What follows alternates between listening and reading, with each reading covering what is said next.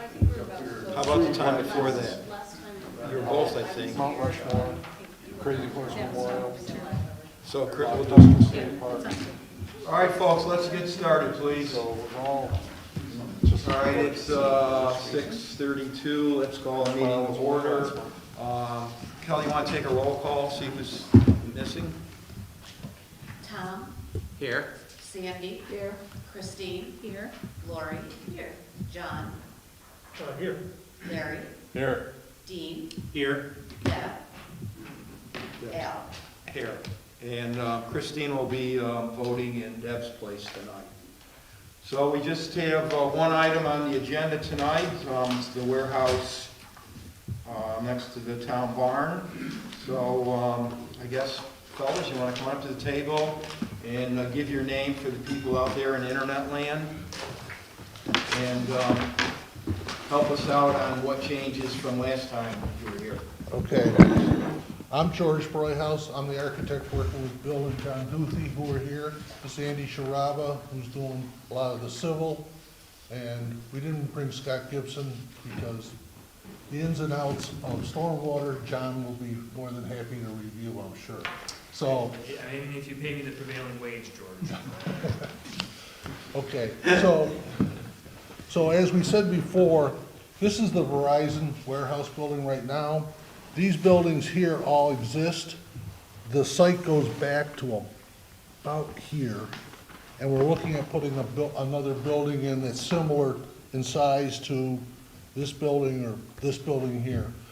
It's a mix of, what's there is some storage, some contractors have their shops there. There's a guy who makes portable saunas. There's another person who fabricates bathrooms for tiny houses and stuff. So it's a mix of stuff, and Cascadilla is right here. So there's more firewood. If anybody needs firewood, there's enough firewood to heat Tompkins County probably there, but they probably would like to get paid for it. Can you set that for the audience? Pardon? Can you set that to the audience at some point? Yeah. So this is the new building here. The bioretention pond, like we had before, is still there. The idea of a 4-bay, all this comes from here and into a wet pond and spills on out here. One of the things that changed when we went through the first stormwater review with T.G. Miller is a worry about water coming down from the field above that flows across here. So we've added a retention basin to slow it down, and then Andy will get into this. It still comes around and catches to the swale that then leads on out, comes on down past the town barn.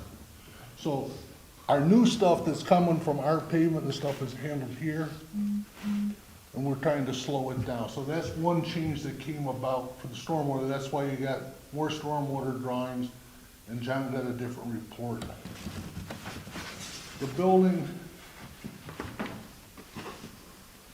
While we're talking about the site, you had to take down more trees, right? well, we still have more trees to go. I mean, we took down, unfortunately, hickory isn't real popular right now. I thought Bill was gonna make a fortune with hickory, and it turns out most of the hickory trees that are 40 to 60 foot tall are hollow in the middle. So they're great for firewood, but they don't work for lumber. He was able to sell some trees, but primarily all that area in there, a lot of it's hickory.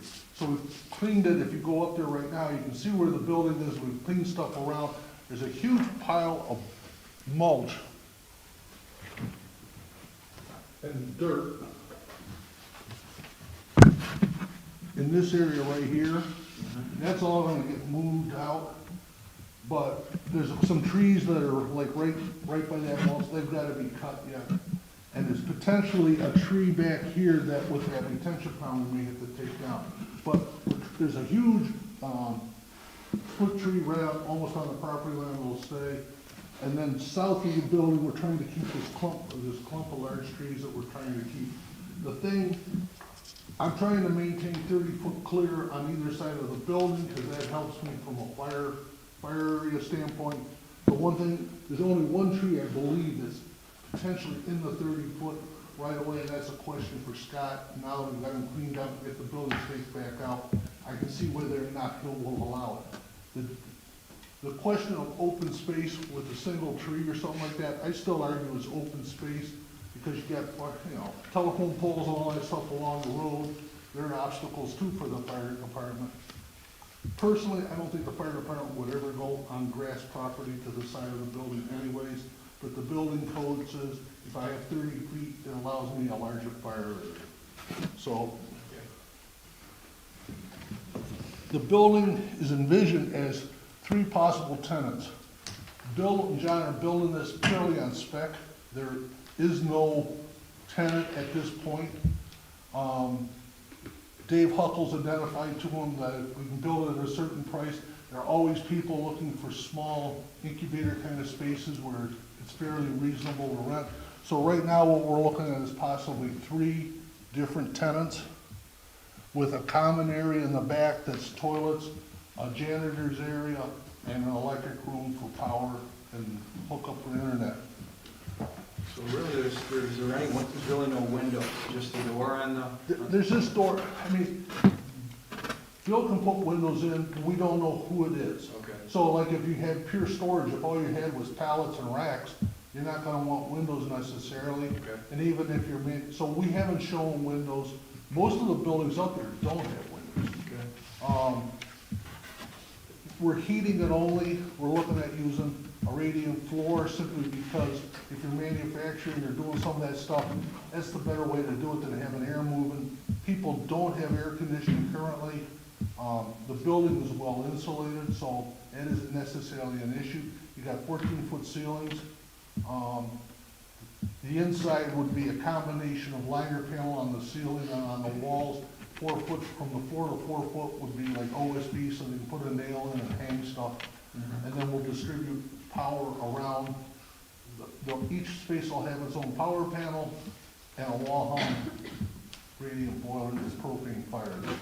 So what kind of partitions between the spaces? The spaces would be, right now, wouldn't have to be ready, they'd be wood framed and probably covered in liner panel. So if you had a tenant who wanted 2 of the spaces, they could have an open? Yeah, I think at Punched in this there. point, my guess is at this point, Bill will build this back area, so this wall would get built. These spaces wouldn't exist at this point. I mean, we've got overhead doors that are located, and those will go in. There's 3 12-foot high, 12-foot wide overhead doors to allow them to get stuff in. And then the other thing is, this gives me a second exit. The spaces are small enough, they only need 1 exit. But by having to go to the common, I could go out and we could put a picnic table in the back or something like that, in that back area along the east. And where you're gonna have lighting on the building? Yes. Where's that gonna be roughly? So there's one here, this is the, if I'm looking at the front of the building, so this is the north end. So there's 1, 2, 3 wall packs. If you look on the reply to the county that's in your thing on the back side that's clipped to it, is a photometric. So basically, those wall packs are throwing light to about here, lighting the parking, they don't go. And then there's one on the center and one on either. Okay. So there's light around the building. That, it's more for getting people out. In the past, there's nobody really back there. Now with the housing that's come in, you may see some people around there, but. because So people are they on a timer? Are they on all night, or what are you gonna do with that? They're done at dusk, yeah. And, they come on and then they go off? They go off. So they'd be on a time clock, though. Is there any Big thing is implication for? it's mostly for safety, you know, and I don't imagine people are gonna be working there. If they are, at least they have a light, but Right. it's dark back in there. Yeah, And we that's right. actually have told some of the other tenants to leave their outside lights on, that don't have a automatic dawn to dusk light. Lori had, Yeah, what about you said there's some people living nearby, would they be affected by? Oh, he's talking lights? about the, Housing right on Across the floor, road. so this is way back in. I mean, you're at least a block away. Okay. And then I'll hold this and Andy can.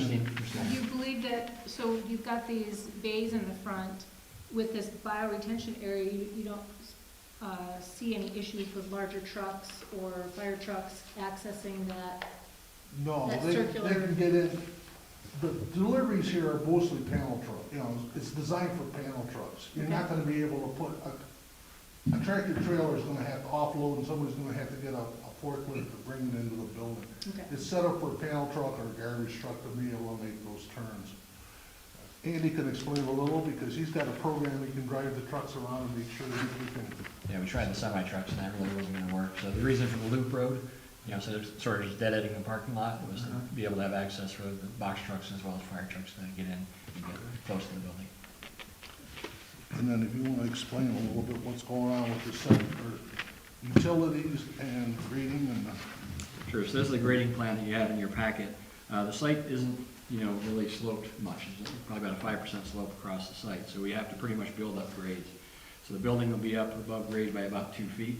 That allows us to get everything flowing to the bioretention filter, and then what's downhill of the bioretention filter into the forebay and into the dry pond itself. Again, on the backside, as George mentioned, this attenuation basin is just because watersheds moving through the site are going to be kind of cut off by the building itself. We have to maintain flow patterns, we have to maintain rates of runoff. So some of the runoff that's going south currently through the culvert and swale system to this large swale by the town barns, we have to attenuate our runoff there. There's no filter components to this because it's just uphill runoff from the woods. All the filtering is done in the bioretention and the forebay for the dry pond for the new improvements. You noted that you didn't think that fire trucks would access the back of the building. If they did have to, is that wide enough? I estimated it about like 19 or 20 feet Well, before you got. Usually they don't. Usually a fire truck just has to be within 150 feet of all points of the building, Okay. which they'll be able to meet by, you know, size. Yeah, originally, we had shown on the back like a 20-foot, now it's like 120 to this point. So there's a lot more area that gets cleared and grassed. But a fire truck, nobody's gonna take a big fire truck back through dirt. You're not taking it off the pavement. Yeah. No. I mean, Yeah. but there is theoretically space on the side that they could pull into the side if they, you know, that's the way the building code envisions it. That's in part why they give us some extra fire area. There's a propane tank on the north side of the building? Yes, up on the edge. Yeah, it's up So in here. it would be unlikely that the fire department would Pull in pull off the pavement. pavement. They've been known to bury them in people's front yards before, but that's not optimal. But it's not gravel, right? No, that's not gravel, it's grass. On the side, There's no, where you see Gonna be the green, loop. so Yeah, where it's you gonna see be green, pavement or this, gravel. this is pavement, asphalt, this is all gravel. Yeah, we made the Eventually- parking spaces and the accessible parking spaces and the loading zones in front of the overhead doors is all asphalt here, and this will all be compacting gravel. And then the other thing we've done in the stormwater plan is there's potentially another building. This is Castabella here. This is a big gravel area right now. And John's studying whether or not it makes sense for a self-storage building here. So it extends the gravel a little bit. That's all accounted for in the stormwater plan. So that if we come back, for another, we don't have to go back to stormwater again. George, I think that you addressed potential dumpsters last time, but it's been a while. Yeah, there's some people up there don't have dumpsters at all. Some people are small enough, they basically have, you know, like a rolling thing like you see in your house and they bring it out when they need it. There's space to put dumpsters onto the sides, but we don't know who's gonna be there. If you drive through there, you'll see there's a couple of dumpsters for all the buildings, but some buildings have no dumpsters at all. So if you have a dumpster, if somebody wants a dumpster, are you gonna enclose it? Is there gonna be fencing around it? That wasn't the Couldn't hear you plan. there. There's What's that, no, sir? I couldn't hear what you said. If someone wants a dumpster, will you enclose it? Will there be a fencing, a screening around the dumpster? the existing dumpsters are not screened. What do you guys, board members, We what do you would think? like to see a corral that's screened around dumpsters moving forward. That's my viewpoint. I agree. Anyone else? Yes, no? well, you have to bear in mind that that is an industrial site and there's no residential around it. The corrals that we're talking about wouldn't keep raccoons or wild animals or anything out of the dumpsters. You want to balance what you feel what we might feel is the right thing to have in an apartment complex, like the ones we were talking about over here behind us, and ones that are in strictly an industrial area. I guess my feeling was that without the corral, when you dump things in there, you're more likely to get trash and things blowing and moving on to other properties. Not so much about, back there, it's not so much about what it looks like as much as it's about containment. Containment, yep. That's That's just a my. valid point. Yep. So what do we think? I mean, I think we would we would recommend that if you have to put a dumpster in, put some sort of fencing around the dumpster. Is that, we want to take a vote on that, or do you want, Fencing, or screening, what do you think? well, How do you want not to word it? necessarily screening, but if we're worried about something just blowing trash, even hurricane fence or cyclone fence would retain anything that might blow out of the dumpsters, as long as it was high enough. I mean, that's a request. We're not going to make it subject to, but. Yeah, I mean, the only thing that, dumpsters are always dumpster enclosures are interesting. If you make them out of chain link and stuff, the first garbage truck that hits them, the gates are bent, the whole thing's bent. If you make them out of block, they still can get damaged, but they get a lot more expensive real fast. So, I don't know, I've gone around and around with what's the best solution for them. And, it's one thing if you're in this housing and people, you got kids playing and stuff, and it's another thing back here where it's, I just think it's good practice, and it's hard to tell how things are gonna develop in the future. And it's just a nicer amenity to have that enclosure for when people roll up to the front of your building and see. Well, let me ask a question. If a client, a tenant wants to move in and wants a dumpster, would it be acceptable to the board for their contract to read that they must install the enclosure? Sure. That way, we wouldn't be asking to install enclosures that we don't know if they're gonna be needed. I mean, I would like to see on the site plan, here's our 2 spots for dumpster enclosures, and we'll use either none, or 1, or both. And if we develop one of these, then yes, I mean, it would have an enclosure. Because it could be that the tenant, like you said, it depends on what they generate. It could be everything will be kept inside. I mean, if it's pure warehouse, there's not gonna be, they're gonna put stuff in there and forget about it, or, Well, it could be potentially recycle or whatever, but that'll go out one time pretty much. So again, I think it seems like the consensus is we would like some sort of screening around a dumpster if one shows up there. But again, it's all right with the board, if it's all right with the board, it could be between the developer and his tenant. Yeah, we don't, I would say that's fine. I mean, that can be a condition. Can the board clarify that? I'm a little confused. You're asking for screening, but only if a tenant wants one? If the tenant wants a dumpster, it's his problem to install the screening. I mean, if I were the developer, that's what I would write the contract Yeah. for. I mean, could We don't have any standing to ask the developer to put certain things in his contract. At this point, it's just a suggestion. you do have standing to ask the developer to locate a screen dumpster location on the site plan, though? yes. Yeah. So, would you add future location Yeah, Or locations. or locations, and then it could just be, yeah, when we submit the building permit, change the site plan to show that. yes, that would be fine, and we'll just make it a condition here, and then, you could throw, to be screened with, typical fencing, okay? I mean, the usual thing would be chain link with privacy slip. I think that would be acceptable in an industrial area. And you want gates in the front, because what I always see is nobody closes the gates anyway, so they just stay open and they get damaged, so, Yes, just I to would clarify I'd what, want to see. Yeah. just the 3-sided 6-foot Dean chain wants, link. Dean wants gate, Yeah, one key. or it'd actually be a pair. I have another question. So I see you have, parking spaces, but they're not gravel, they're grass, and I guess it's future parking Okay, spaces? so the parking area,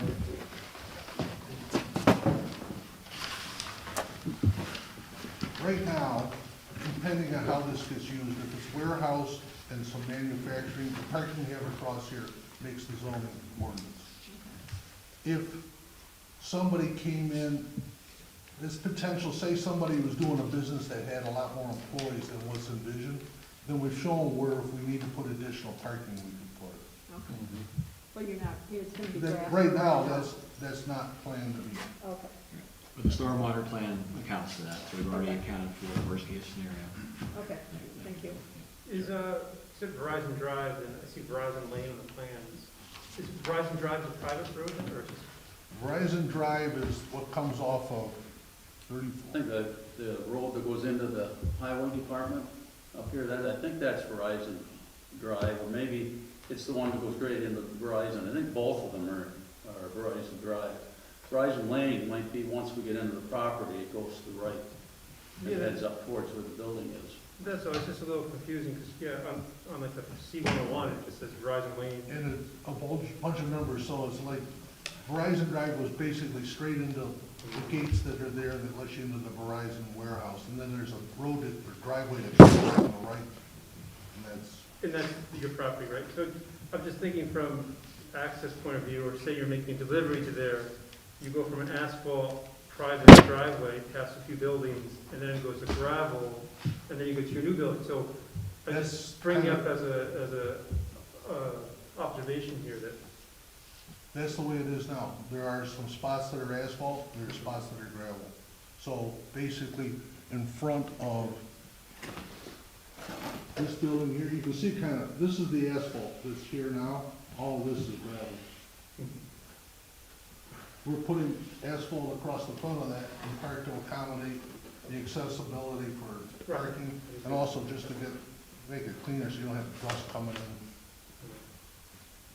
in. will the building have a number on it, or any identifiers? It will have to, I don't know what it is, I mean, I don't even know who gives the number right now, whether Well, I that's. think the property right now is 8 to 18 Verizon Lane. I think it encompasses all of these buildings. I think the Kari's building is 12, so I think we'll get a new number or some sort of an address. These are, I told mine to say 20, 20? yeah, But I mean, these, this is 8, and then, this was Cascadilla, this one doesn't have a mailing address. This is 10, this is 16, Yeah, he's got and then 20 will be over here. This is just a shed. yeah, So John, So you'll that's how have to they be numbered. designate basically, it. you know, So, I know Bill, Verizon. Bill, they just- related to that, I drove in there, and like one of the buildings, the number, folks, the number on the door is only like a 6-inch 8, it's hard to read. So my request is when you put numbers on the new building, you know, if it's 20, it's 20A, 20B, 20C, and it's letters, what do you think, Dean, how high? That you can really see from, you know, emergency vehicles, fire, it should be labeled, because sometimes just a few seconds make a difference. Yeah. So you get in there and you kind of get lost a little bit. Okay. And the other thing, of course, is high contrast, right? I want to see a high contrast between the color of the numbering, lettering on the building and the color of the building. I mean, ideally, if you could get numbers on all those buildings, you know, back in there. what I would suggest would be to put the numbers adjacent to the entry doors. Yeah. You know, just have something that's big enough so you can. But so see. you can see from a distance, if it's emergency vehicle going in, you don't know which building is 20A or, I'm 12 by trying- 18 is pretty standard. What's size. that? 12 by 18 sign is a no parking sign size. I mean, there's different ways whether you do it, have, cue the sign, make a plexiglass thing with a die-cut vinyl on, I mean, there's.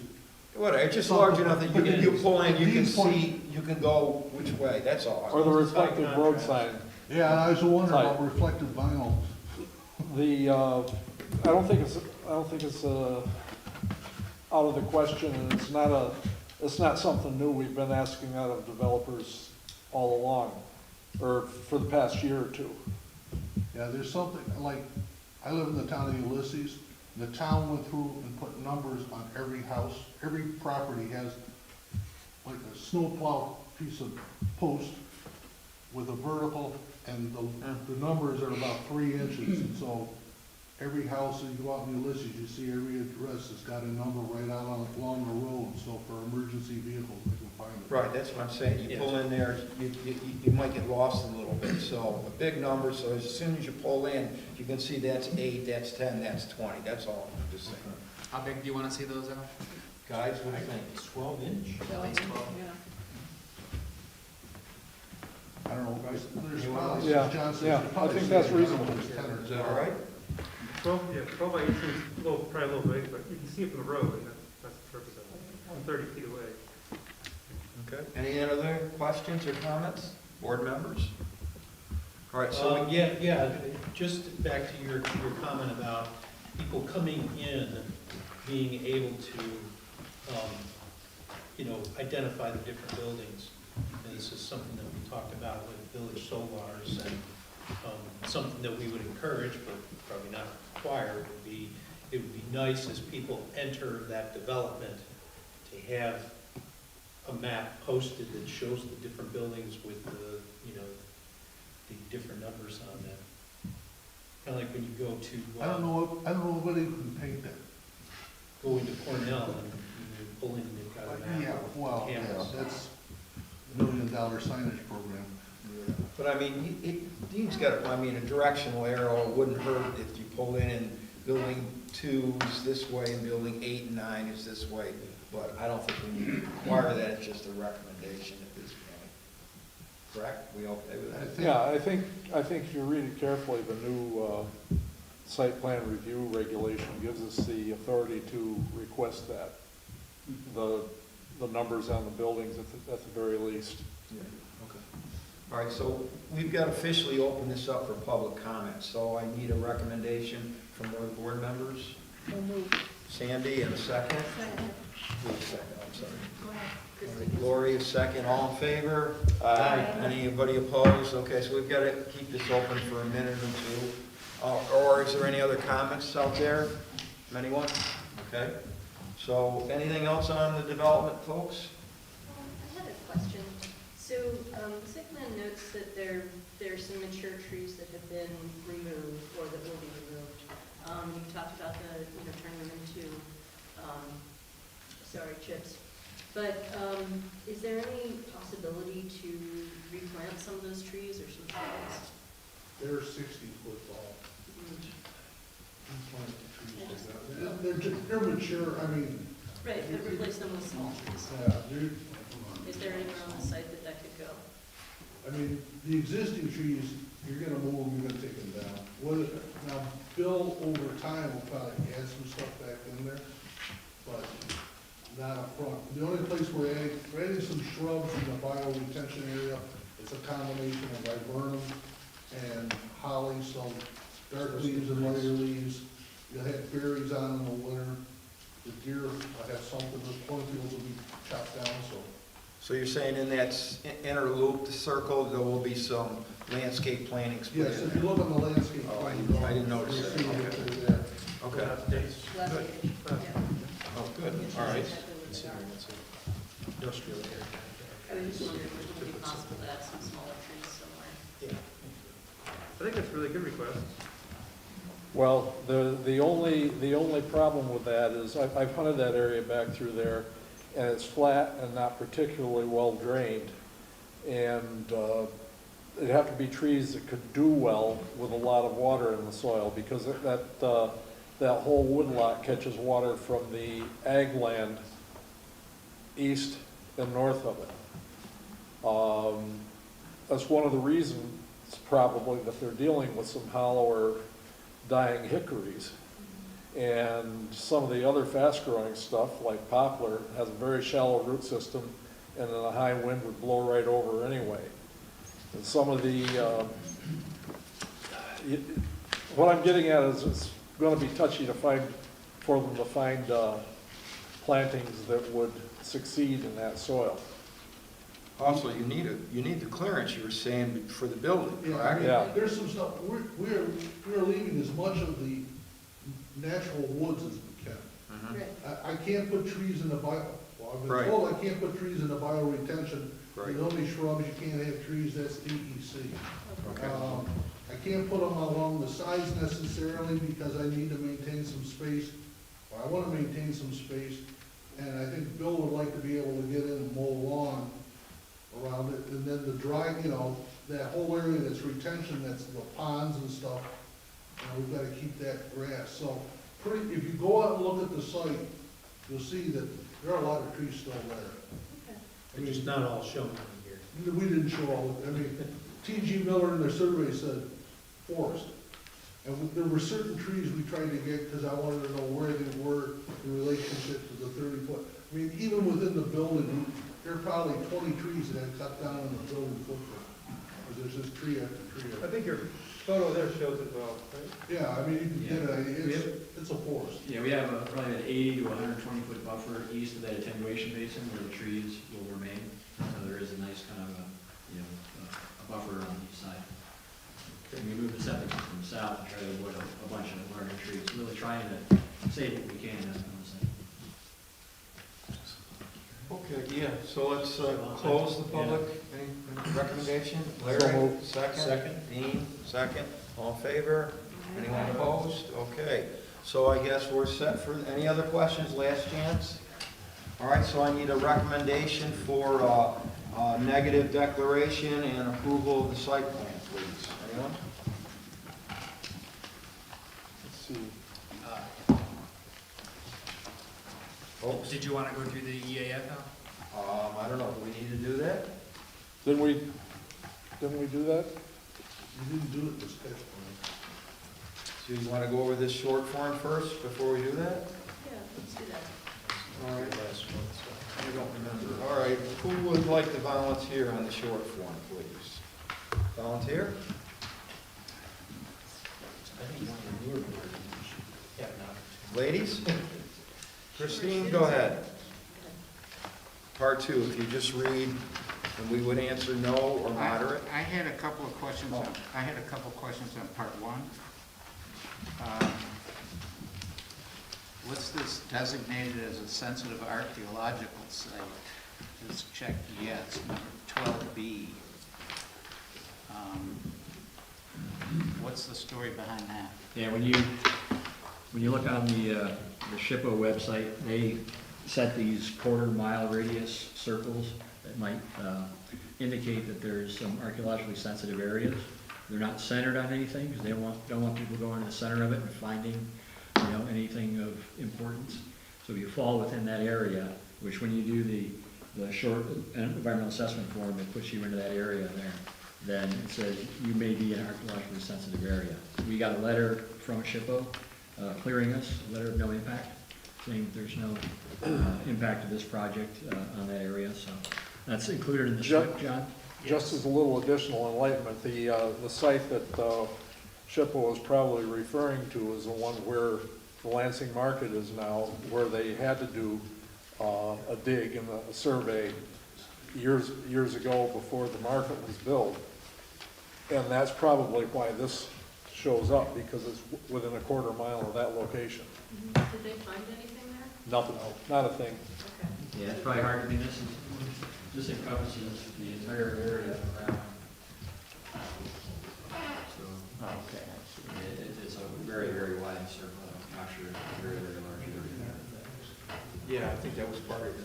We got it was on the, Right, so, but SHPO cleared you that this site is Yeah, not impacting it's in that? the SWIP, I brought extra copies, just have that registry up. Yeah, if you have that, that'd be It great. was the first and only one I've ever seen that they had to do okay, so something. any other questions on part one? Yeah, I had another question on 17.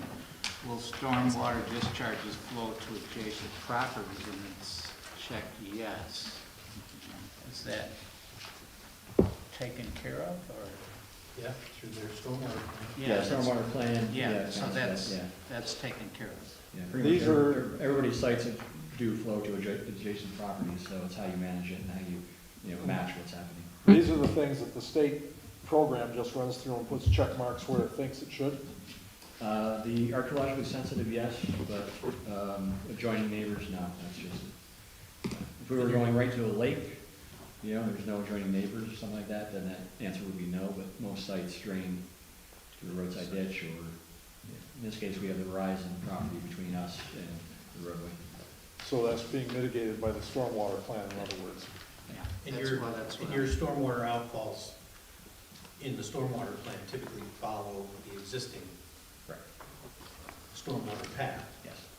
So can I ask a question of the board, because I'm still a little bit new. If a tenant were to come in here and they had some sort of manufacturing process that would flow into the stormwater, would we get to review that again first? Because I don't want to give them trouble about what their tenants might be doing when they have no idea who the tenants are. But if there were, you know, something that came in that was actually building something in this space and they had detergent, or something like that, that they were using to rinse their parts, what would we then review, John, or someone, does someone know Yeah. how that would work? So only uses that are permitted, right, under zoning can happen in there, but Right, the stormwater basins can't be used for anything other than clean stormwater. okay, So there's no drainage from anything else, you can't have floor drains, anything like that. So they're only designed to attenuate stormwater runoff, that's all that's permitted to be discharged into that. okay. See, the testing company up here, when they had to have something to do with solvents and detergents, they had to put in a tank and then certify that it would be pumped out regularly. And that should still be on file. Yeah, and so if we saw a use come into a building, even with an approved site plan, if we thought that it was of higher intensity or, you know, or something of that nature than what was approved, then we would require it to go back for site plan review. So if somebody needed to have a second, you know, a fuel storage and they need secondary, you know, containment or something like that, then we would ask that they come back for review. But nobody's gonna be able to just locate in that building and use that stormwater for any other kind of. And then the other thing is, there are no floor drains in the building, and we are on septic, and I'm sure Andy doesn't want anything going into his septic system that is, not good for the septic system. So basically, if somebody was in using solvents or something, we'd have to put a, like a, what do you call it, the container around it. Yeah, separate, a secondary container. Yeah. Secondary container, yeah. But that's dependent on who the tenant is. Right, great, thank you all for that clarification, I really appreciate that. And so you talked about incubators as a possibility, and any fume hoods or any kind of interior changes like that would be caught as well? Yes, because you need a building permit for Yeah, that. thank you. And then say, whoa, what's going on here? This is. And if you had a fuel hood, you'd have to get, depending on how much, you have to go to the state, I forget what they call those things, but you get a discharge permit for, Title vapors V, or- Title, it's a Title V. it's not, I wanna say speedies, but that's not right. But there is a permit for, like, in the Cornell's industrial park there by the airport, there are a number of businesses that have DEC permits for discharge. Okay. So the pipes, I just want to clarify too, there's like 4 pipes shown on the plan coming from the building. Those are just roof drainage going to the practices, so that's not from any interior piping. I'd be happy to read part 2. Yeah. Any other questions? Okay, go ahead, Christine. Go ahead. Will the proposed action create a material conflict with an adopted land use plan or zoning regulations? No. Will the proposed action result in a change in the use or intensity of use of land? Small. Will the proposed action impair the character or quality of the existing community? No. Will the proposed action have an impact on the environmental characteristics that cause the establishment of a critical environmental area? No. No. Will the proposed action result in an adverse change in the existing level of traffic or affected existing infrastructure for mass transit, biking, or walkway? No. Will the proposed action cause an increase in the use of energy and it fails to incorporate reasonably available energy conservation or renewable energy opportunities? So, No. And I think they proposed, or they created some documents that show that too. Will the proposed action impact existing public-private water supplies? No. Public water, wastewater, public-private wastewater treatment utilities? No. Will the proposed action impair the character or quality of important historic, archaeological, architectural, or aesthetic resources? No. Will the proposed action result in an adverse change to natural resources, e.g. wetlands, water bodies, groundwater, air quality, flora, and fauna? No. Will the proposed action result in an increase in the potential for erosion, flooding, or drainage problems? No. No. Will the proposed action create a hazard to environmental resources or human health? Okay, thank you, Christine. All right, I guess we're set now then for recommendation for negative environmental impact and approval for the site plan. So moved. So Christine, second. Second. Larry, second, and I guess Kelly, you'll take a call on this? Tom, Yes. Sandy, Yes. Christine, Yes. Lori, Yes. John, yes. Larry, Yes. Dean, Yes. Al. Yes. All right, go ahead, John. Just with the caveat that we'll be adding the conditions that we'll be providing screened dumpster locations with a chain link enclosure and high contrast building number at least 12 inches tall. Okay, great, thank you. Yep, so- Thank you. All right, I guess we're set. Good luck, guys. Yeah, Thank you. did have one question, John, that high contrast, that'll go under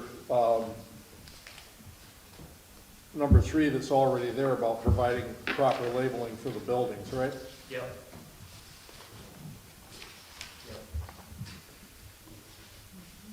Okay, I think we're set. All right, thanks. Thank you. Anything else? Okay, No. good luck. I need about 2 more months of this weather, right, Dean? Good luck with that.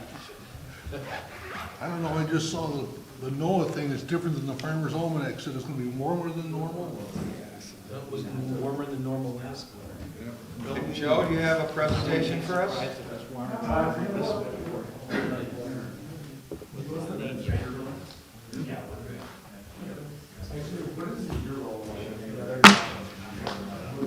What's happening, Joe? It's budget season.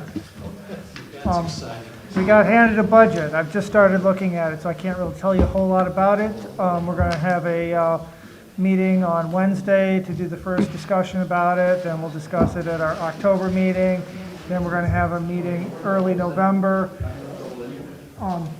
where in theory we'll pass it, probably in some kind of modified form. So, Any It's a- movement on the request for proposal on the new town barn? I have not heard any movement on that yet. I'm not sure where that is. John probably could tell you. Mikey certainly could. I'm not on the committee that's doing with the barn, so I'm not getting that directly, and I haven't heard anything come up. I know they're moving on it, but no specific words.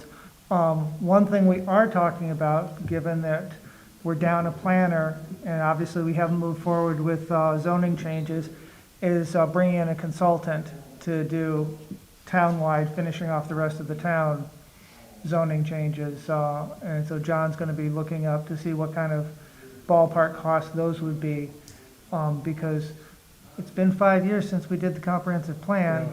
We've done one zoning district, which was big, but we're supposed to start up the new comprehensive planning process soon. Yeah. Yep. And remember, you still have recommendations from the planning board on the other items, other than the one that that you've already handled. Yeah, well, there's lots of things that would go into it, but the idea is we bring a consultant in, we take the recommendations, we look at what's going on with you guys in terms of what issues are you having pushback, what issues do you feel, need to change, to get some of that. Look at ZBA, see who's asking for variances and why, to see if that's a problem in our zoning that needs to be adjusted.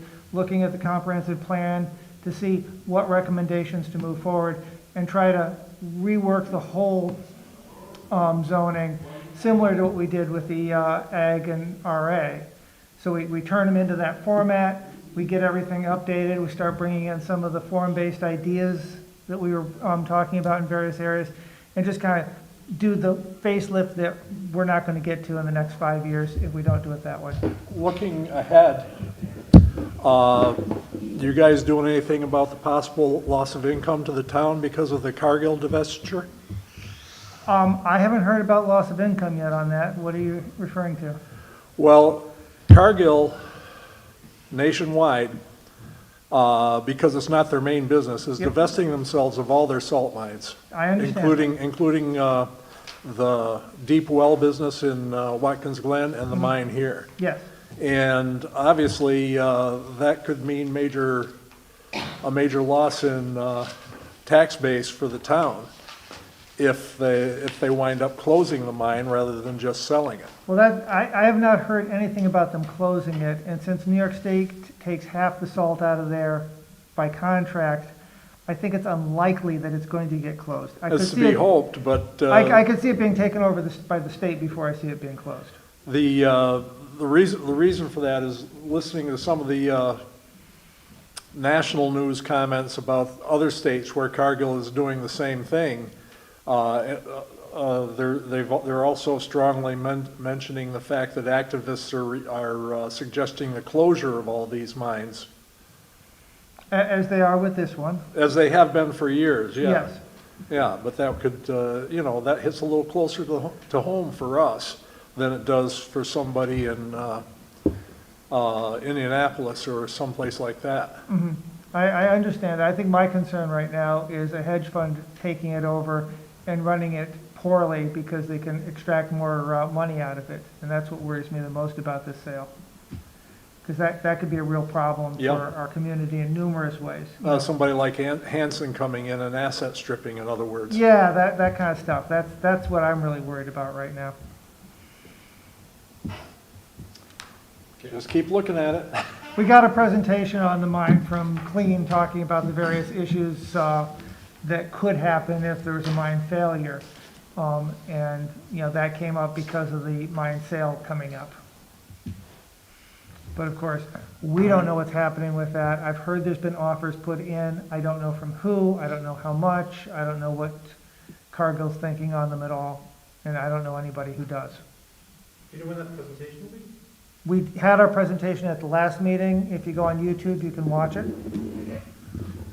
And I think we're going to post the documents that he had, like 30 pages of slides that should be being posted on the website as well, but I haven't looked to see if it is up yet. Who did that, Joe? John Dennis and Serena, I'd have to go look, I forget her last name. So who requested that presentation? The town board Town board asked for it, yeah. asked for it, but it was privately done by By activists. the activist groups, By yeah. activists, okay. Mhm. We'd asked for a presentation about the sale, but nobody at Cargill locally knows what's going on, and nobody nationally is going to come talk to us. Yeah, I've talked to Sean, a couple of times, and, he knows as much as we do, which is typical for these kinds of things. Joe, what's going on with our classes for harassment and dealing with difficult people? I don't know, and that's one of the things on my list to ask about, because it's coming up at the end of the year. I, as a town board member, haven't done the sexual harassment stuff yet, and it's required by law. I see, John.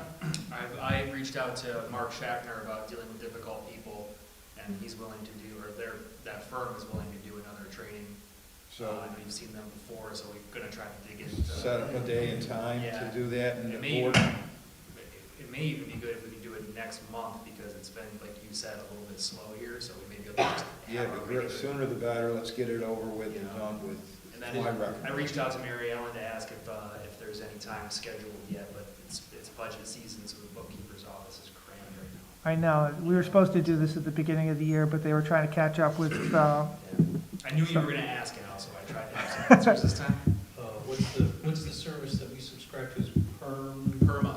PERMA. Perma, do they have anything for the dealing with difficult people on there? I don't know. They used to, because the time was, we took both the conflict training and the abuse training through PERMA. Yeah, we did. Because that might be Even easier. ultimately the easiest way, because you can take it at your leisure. Right. December's coming closer after Yeah, October exactly. every day. I think- So I the think- sooner I we think can I'd get rather this do stuff it- done, the do it better. If not, with we a- should go to PERMA and do it. I would rather do it with a class, and if you don't like the class, then you go to the internet. But I think the class, you get more out of the class than trying to do it through the I internet. agree. So, Oh, yeah, I agree with that, but if it's available on permanent, at least there's a last minute way to get it in before the end of the year, Yeah. is what I'm saying. Well, also for people who happen to miss a meeting, you want to be able to give them a chance to make it up somehow. And then also, we all have, 4 hours are obligated, so folks, if you haven't got that, think about that. There's some other classes being given, and then John, there's internet. does any of that roll over? Mhm. Yeah, actually, if you are in excess, it rolls over. And it rolls over only for 1 year? I think it's I'd have to read the policy, but I think it's 1 year, yeah. So if we got 8 hours this year, we're good for next year? Yeah, or vice versa. Yeah. You know, for the extra time, so. Who's keeping track of that? Is your office keeping track of? Is everybody basically caught up? I have no idea. Okay. Because I think I have one CEU. None of us have I mean, the rules are pretty simple. It doesn't have to be a class credited by, X, Y, and Z. So, I can take out that policy of that resolution from the town board and make sure you all have it so you can understand what it is, but it's pretty simple to get your time. I think you can even, read articles, Even the Planning Federation Learning at Lunch Yeah. Love it. works. Yeah, Yeah. I'm taking one I of love those. that. I'm going to Utica next month to try. Yeah. I mean, there's That stuff. lots of information out there nowadays. I mean, you can even go on YouTube and find stuff. Okay. University of Connecticut, I think, has a pretty good planning school. I think it's University of UConn. Tug Hill Commission. Tug Hill Commission's always got some good stuff on there, yep. And the town pays for the training? Yes, but a lot of that training is free, Indeed. yeah.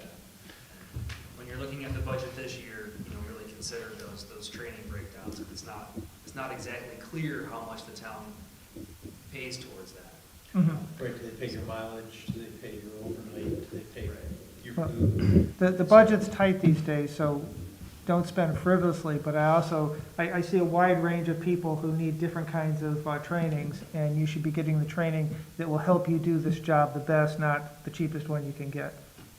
Planning Federation seems to be doing a good job of regional ones, because I'm going to Utica, so it's pretty easy, drive up in the morning, drive back in the day. Their statewide one, though, gives you a better shot at having For the newer persons. a choice of good comprehensive stuff. And I definitely would recommend it for the newer people on the board. Yeah, the main big one, when, is that in like March or? April. April. In April? Yeah, so Lori and Christine, you should really try to make that one. It's really good. And John, yeah. And you'll fill up 2 years' worth of credits at it easily. And you But can that's talk to a next lot of April. other people. Yeah, Okay, Joe, that's any, what's really useful. Yeah. Any exciting grant opportunities coming our way? Not that I'm aware of. Okay. I'd like there to be. Never know. Never know. Okay, anything else for John, Joe? Any other discussion? Okay, Thanks for being here, Joe. all right, thank you, Joe. I guess we're recommending close the meeting. So Second moved. favor? Yeah, Sandy's got to get home and watch the